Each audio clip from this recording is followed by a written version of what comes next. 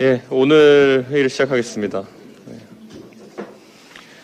지난주 최고위원회의에서 공언한 것처럼 26일 경선관리위원회가 차질 없이 출범할 수 있도록 지난 주말 다수의 원로분들과 접촉하면서 의견을 경청했습니다.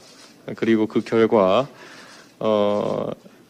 우리 당의 19대 국회의원 선거 공천관리위원장을 지내시고 또 박근혜 정부에서 총리를 역임하신 정홍원 전 총리께서 우리 당의 경선관리위원장을 맡아주시기로, 선관위원장을 맡아주시기로 이렇게 수락하셨습니다.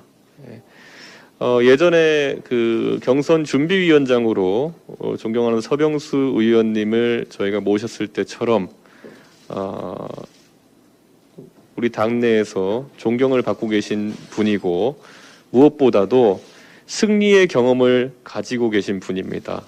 저희가 정당으로서 마지막으로 총선에서 과반 승리를 거두었던 19대 총선에서 아주 중요한 공천관리위원장으로서 역할을 성공적으로 수행하셨던 이력이 있으시기에 정치권에 대한 이해도 매우 해박하시고 공명정대하신 분으로 정평이 나 있습니다.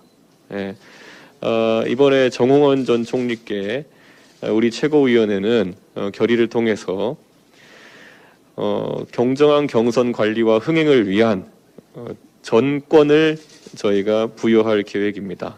그렇기 때문에 앞으로 정홍원 전 총리를 중심으로 공정한 경선과 그리고 흥행이 이루어질 수 있도록 저희 지도부는 뜻을 모을 것입니다. 그리고 당 대표로서 지금까지 이 경선을 준비하는 과정에서 있었던 모든 분란과 그리고 당내에 다소간의 오해가 발생했던 지점에 대해서 겸허하게 국민과 당원께 제가 진심을 담아서 사과의 말씀을 올리겠습니다. 이번 선거는 많은 국민들께서, 당원들께서 애타게 기대하시는 대로 꼭 정권 교체를 이뤄내야 하는 그런 선거입니다. 비록 그 방법론과 절차에 있어서 우리 간에 다소의 이견이 있다 하더라도 이제 선거관리위원회가 출범하는 이상 이런 이견보다는 대동소이한 우리의 어떤 정권 교체를 향한 결집 마음을 바탕으로 모두 결집했으면 좋겠습니다. 다시 한번 지금까지의 혼란과 그리고 여럿의 부족했던 점에 대해서 사과의 말씀을 올리고 앞으로도 공정한 경선 관리가 될 수 있도록 최대한의 노력을 저희 지도부가 경주하겠다는 약속을 드리겠습니다. 예.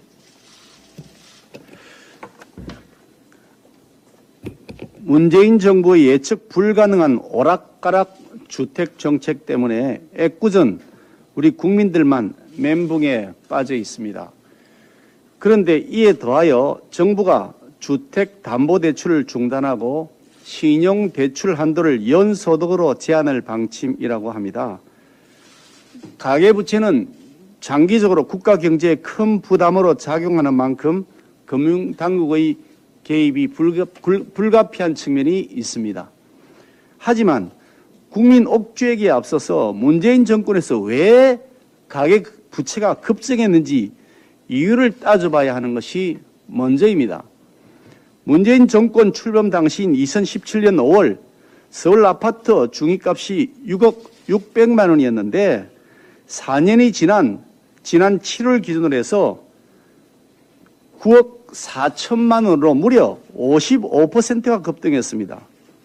우선 집값 상승률에 무주택 서민들은 물론이고 30, 40 세대까지 가세하여서 영끌 대출로 패닉 바잉했습니다. 임대차 3법도 한몫했습니다. 민주당은 시장의 강력한 우려와 야당의 반대에도 불구하고 임대차 3법 날치기 강행 처리했습니다. 임차인 보호를 명분으로 내세웠지만 전월세 값이 하늘 높은 줄 모르고 폭등하거나 재계약 못해 전세 난민으로 내몰리는 사례가 속출했습니다. 이 법을 주도했던 민주당 의원조차도 법 시행 전에 전세금을 올려받는 꼼수까지 부렸습니다. 완전 내로남불의 결정판이었습니다. 서민들은 하루아침에 억소리 나는 전세자금 조달을 위해서 대출을 받을 수밖에 없었습니다. 또한 장기화된 코로나로 소상공인 자영업자들은 폐업만은 하지 않으려고 대출로 근근히 생계를 이어가고 있습니다. 일자리 없고 미래가 불안한 20대 청년들 빚내서 비트코인 주식 투자했습니다. 이렇듯 가계부채 급증은 전적으로 문재인 정부의 정책 실패와 무능 때문입니다. 문재인 정부는 잡으라는 집값은 안 잡고 또 잡으라는 코로나는 안 잡고 엉뚱하게도 서민들의 소중한 꿈을 빼앗아가고 평온한 삶을 파괴하고 있습니다. 저신용 자영업자는 결국 폐업으로 내몰리고 전세 대란은 더 심화되고 있습니다.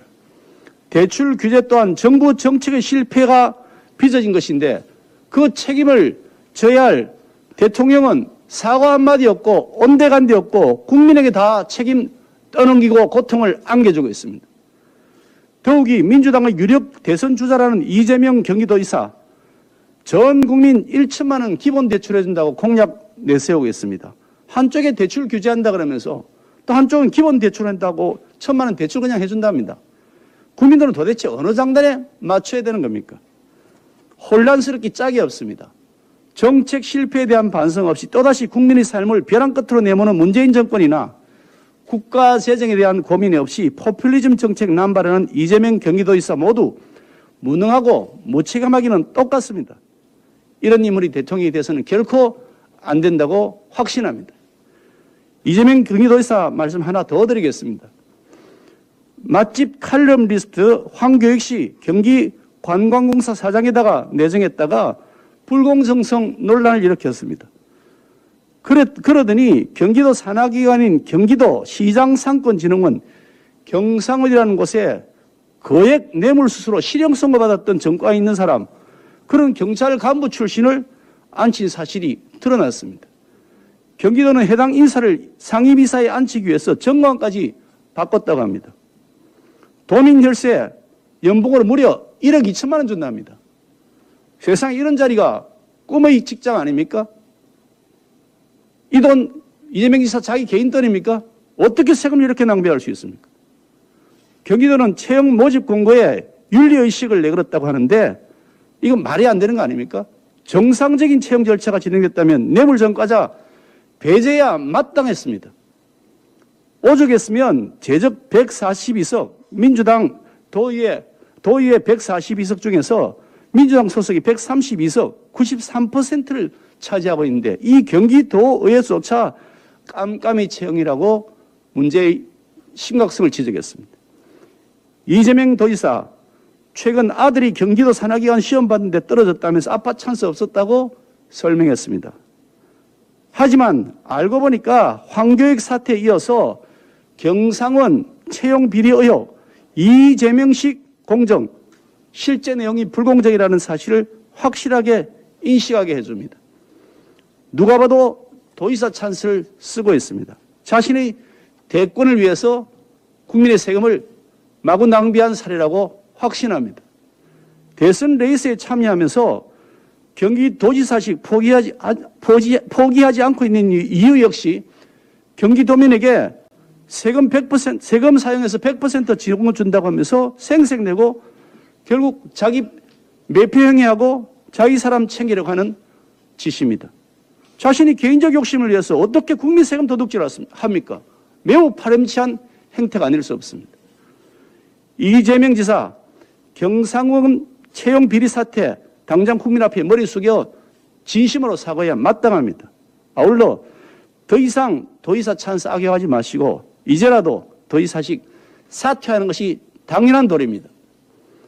민주당은 즉각적으로 경상원 채용 비리 사태에 대한 진상조사해야 됩니다. 왜 하지 않습니까, 민주당? 야당 후보 비판할 시간에 민주당은 자당 대선 후보에 대한 제대로 된 검증부터 하시길 바랍니다.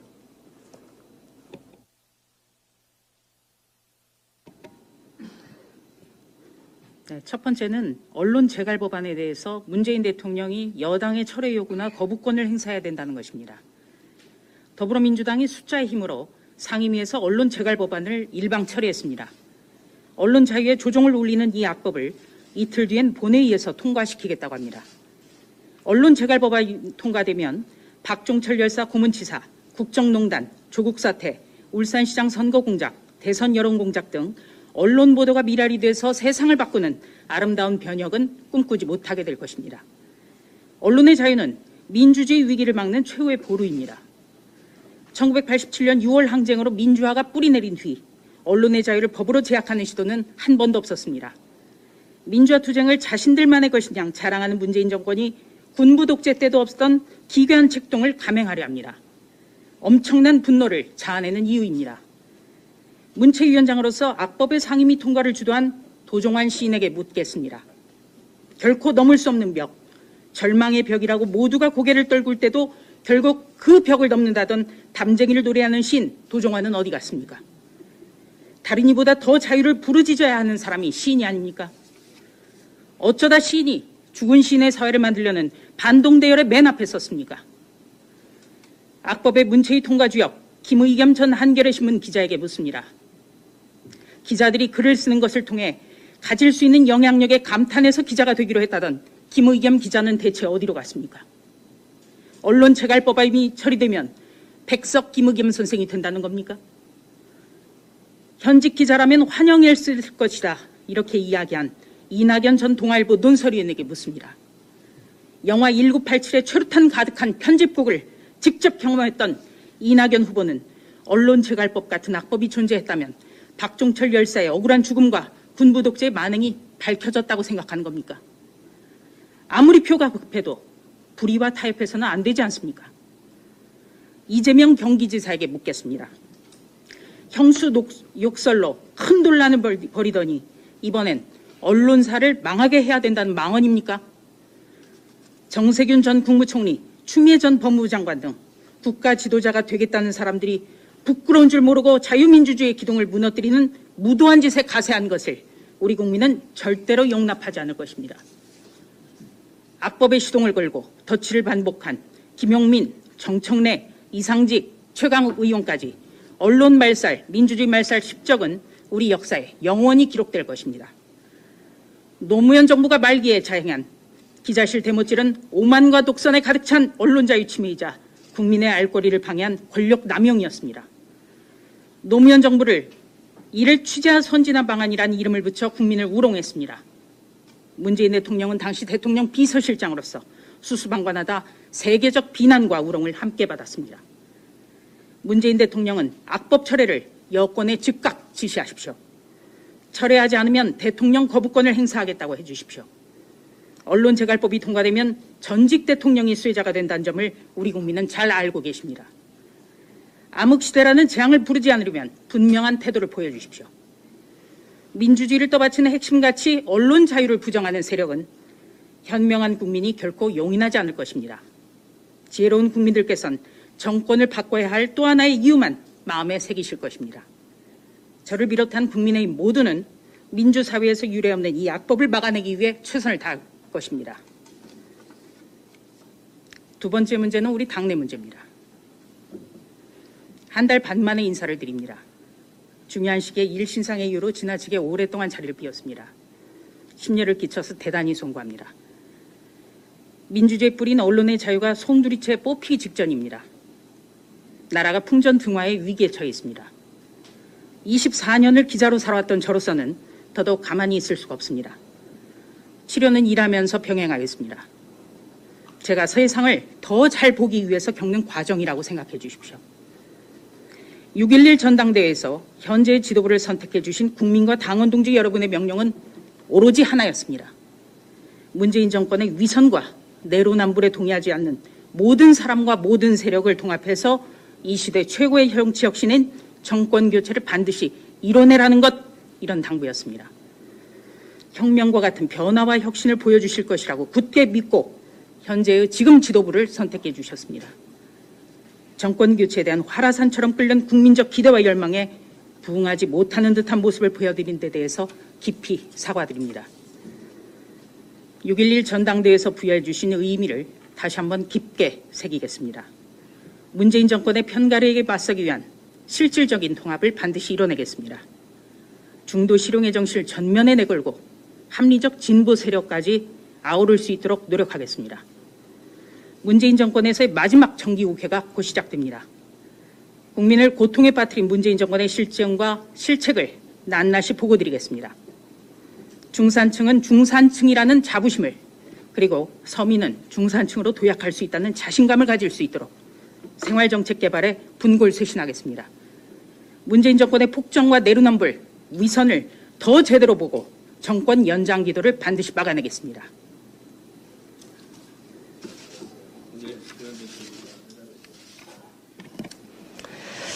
네.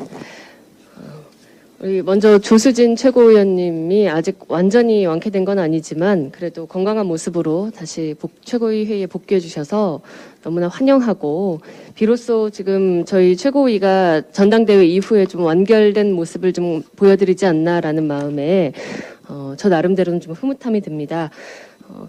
우리 당원 국민들께서 더 많이 관심을 가지고 또 기대를 가지고 지켜봐 주셨으면 좋겠습니다.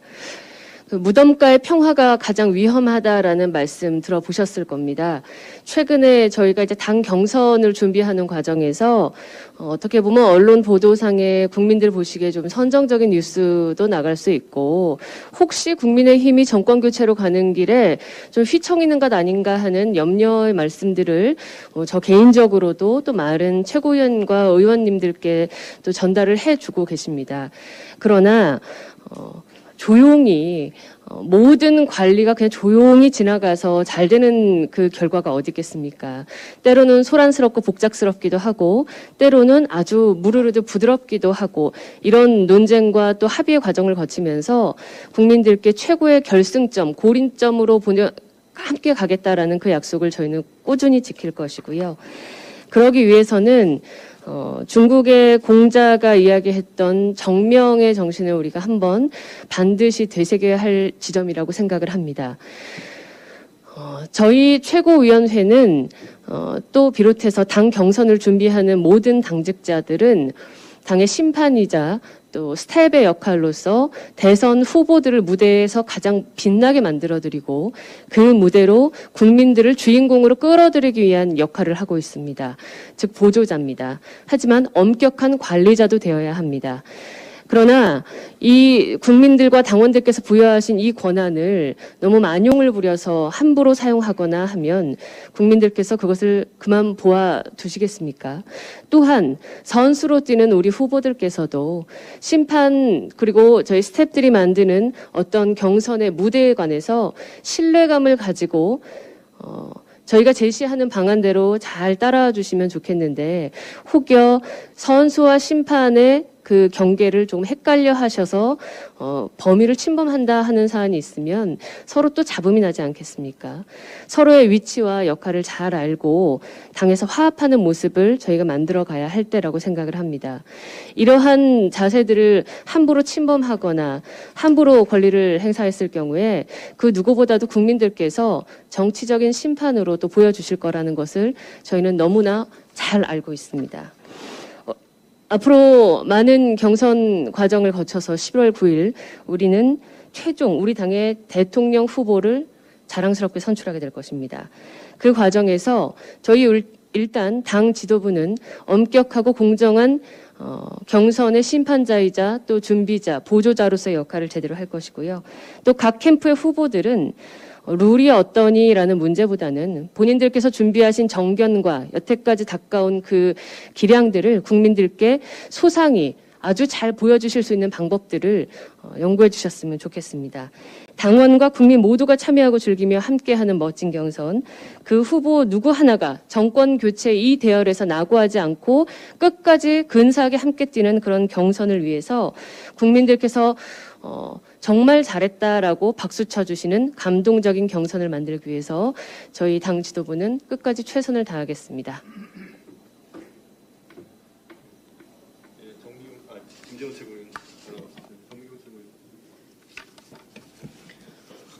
다 좋은 말씀을 해주셨고요. 이제 오늘로 그 선거관리위원장님을 이제 모시게 됐으니 정말 전권을 다 들여서 공정한 경선이 될 수 있도록 우리 최고위원 회의에 모든 안건이 올라오지 않고 다 순조롭게 선거관리위원회 안에서 해결될 수 있도록 정말 다시 한번 촉구드립니다.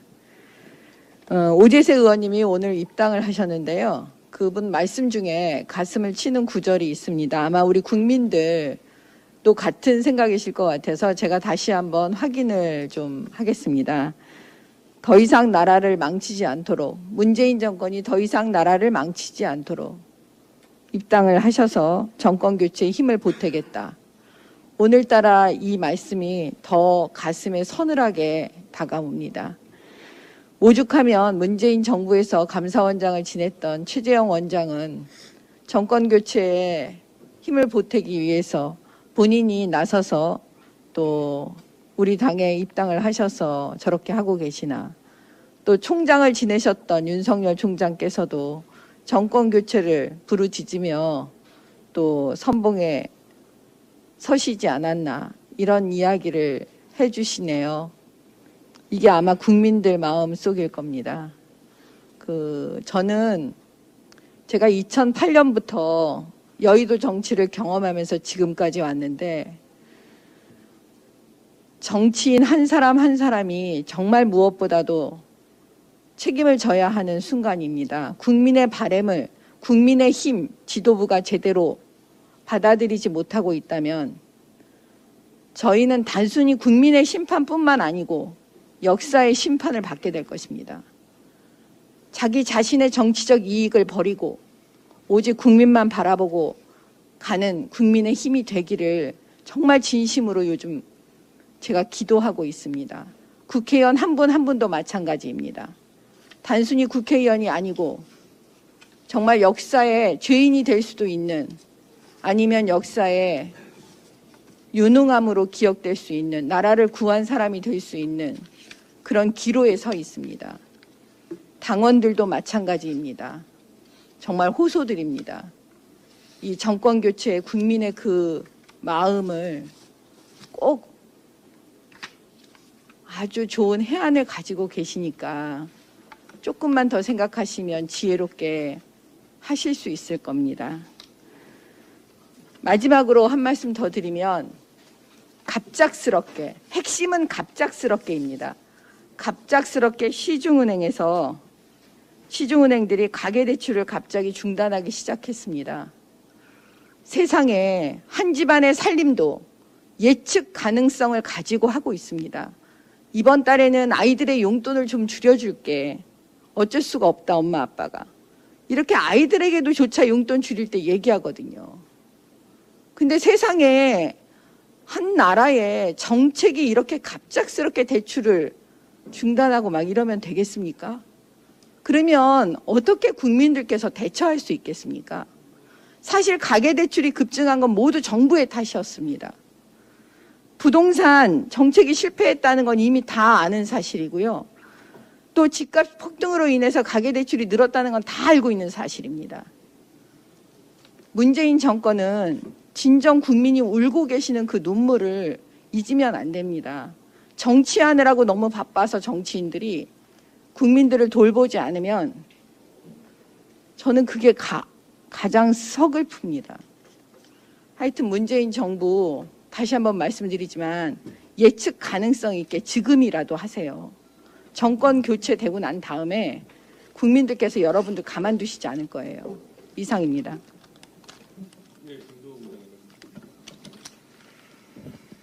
민주주의를 파괴하는 문재인 정권의 입법 폭거와 독재가 극에 달했습니다. 권력에 취해 국민은 안중에도 없고 오만불손의 정수를 보여주고 있습니다. 지난 19일 민주당은 학계, 법조계, 국내외 언론단체, 야당까지 반대하는 언론중재법 개정안을 상임위에서 일방적으로 처리하였습니다.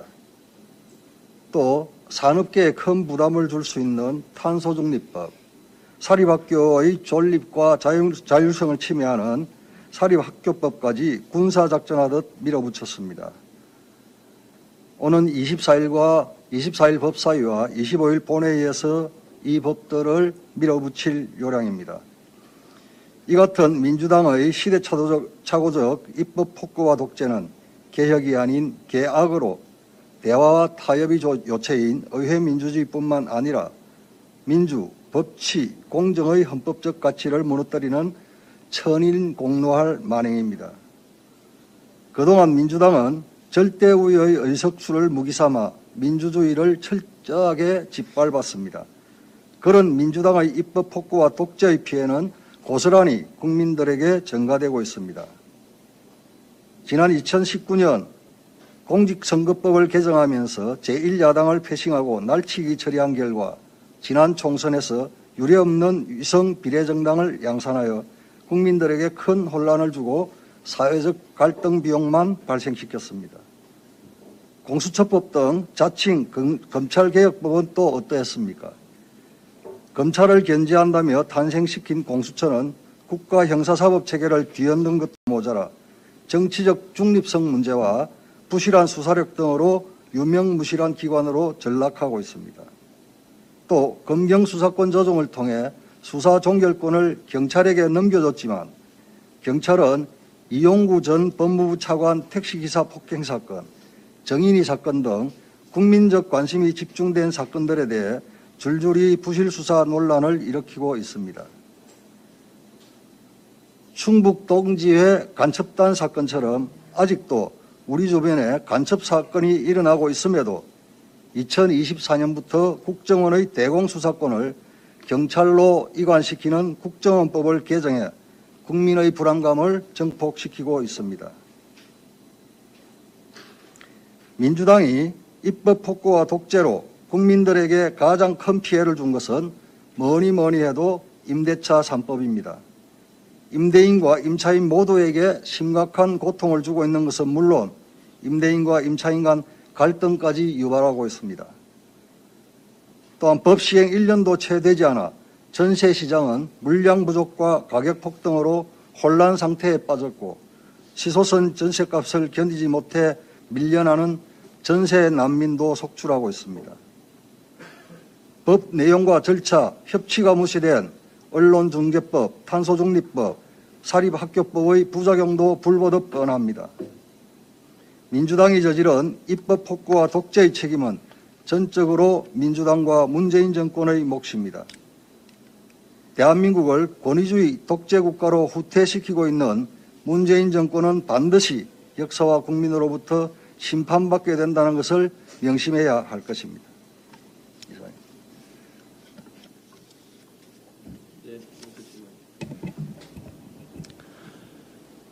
방역당국은 현재 거리두기 단계를 9월 5일까지 연장한다고 밝혔습니다. 지난 7월 12일 수도권 거리두기 4단계를 실시하면서 짧고 굵게를 언급한 문재인 대통령은 이미 국민들께 양치기 소년이 되어버린 것이나 다름없습니다. 방역당국에 묻고 싶습니다. 코로나가 발생한 지 2년이 다 돼가는데 도대체 방역기준의 과학적 근거는 무엇입니까? 가령 백신을 모두 접종한 직계가족 4인이 오후 6시가 넘어가면 집에서는 같이 있을 수 없지만 식당과 카페에서는 같이 있어도 된다는 사실이 코미디이지 과학적 근거가 된 기준이라 할 수 있겠습니까? 집단 면역을 형성하고자 고령의 부모님들께서 백신 접종에 앞장서셨음에도 불구하고 퇴근 후 부모님을 뵙고 싶어도 방역 기준을 지키느라 댁에서는 뵙지도 못하고 카페에서 배워야 한다는 대한민국의 방역 기준은 세계적인 조롱거리가 될 것입니다. 또 백신 접종자에 대한 사적 모임은 왜 4인까지 허용합니까? 6인이나 8인은 왜 안 되는 것입니까? 5인 미만 사적 모임 금지에 대한 기준은 왜 오후 6시까지만 허용합니까? 오후 8시면 안 되는 겁니까? 코로나 바이러스가 시간을 가리고 사람을 가려서 장소를 가려서 침투합니까? 이러니까 피트니스 센터에서 120bpm을 초과한 노래를 틀 수 없다는 어처구니 없는 발상이 나오는 것 아닙니까? 백신 접종률이 높은 국가는 위드 코로나를 이야기할 때 대한민국 방역당국은 코미디 같은 사회적 거리두기 연장만 고려한다는 것이 국민들께 송구할 뿐입니다. 국민의힘이 그렇게 줄곧 외쳤던 대로 방역의 핵심은 결국 백신입니다. 방역 당국은 국민들께 돌파 감염을 걱정한 사회적 거리두기만을 강조할 것이 아닙니다. 백신 접종을 마치면 돌파 감염이 되더라도 99.99% 중증이 예방될 수 있다는 미국 질병통제예방센터의 과학적 근거를 설명드리며 백신 접종을 강조해야 하는 게 합당한 것 아니겠습니까?